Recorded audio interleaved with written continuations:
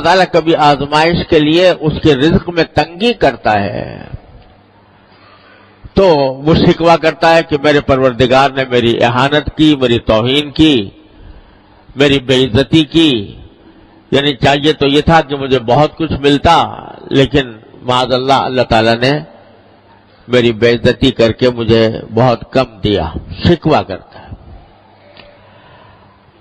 اللہ تبارک و تعالیٰ آگے یہ فرماتے ہیں کہ اگر یہ رزق میں تنگی آتی ہے تمہارے تو در حقیقت اس کی وجہ تمہارے اعمال ہوتے ہیں۔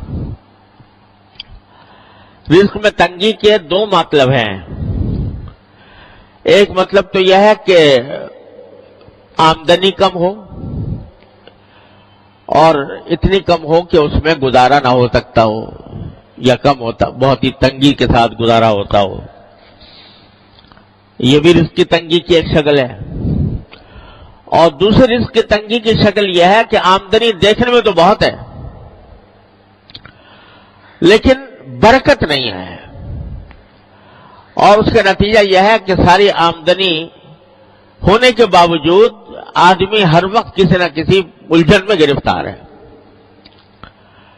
اور آج کل یہ صورت بہت کثرت سے پیش آتی ہے۔ اچھے خاصے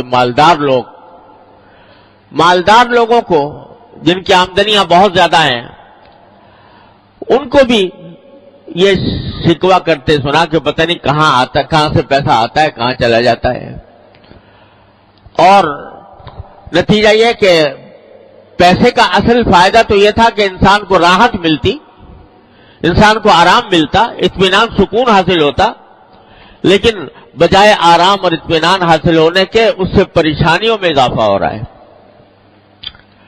یہ ہے بے برکتی۔ آمدنی تو ہے مگر برکت والی نہیں ہے۔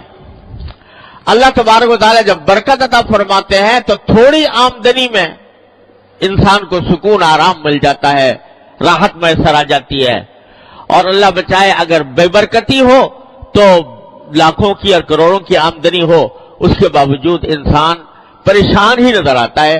اور قرآن کریم نے ایک جگہ فرمایا کہ بعض اوقات انما یعذبہم بہا فی الحیاۃ الدنیا، اللہ تعالیٰ اس مال کو ان کے لیے عذاب کا ذریعہ بنا دیتے ہیں دنیا ہی کے اندر۔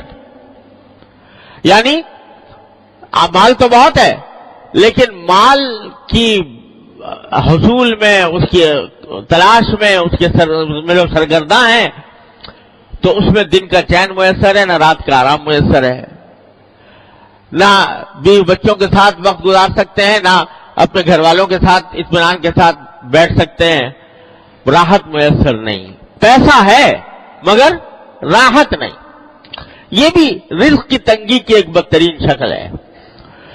تو اللہ تبارک و تعالیٰ دونوں قسم کی تنگیوں کا، اس میں الفاظ جو ہیں دونوں قسم کے تنگیوں کے کو شامل ہیں کہ چاہے آمدنی کم ہو یا آمدنی میں برکت نہ ہو، دونوں کی وجہ در حقیقت یہ ہے کہ تم لوگوں کے حقوق ضائع کرتے ہو۔ لوگوں کے حقوق کیا ضائع کرتے ہو؟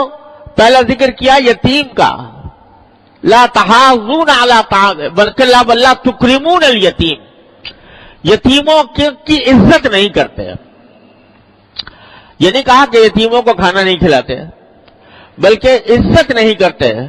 مطلب یہ کہ اول تو یتیموں کی دیکھ بھال میں تمہاری کمی ہے، اور اگر کبھی کوئی کرتا بھی ہے تو اس کا جیسا اکرام ہونا چاہیے، جیسی عزت ہونی چاہیے، اس قسم کی عزت اس کو نہیں دیتے ہیں۔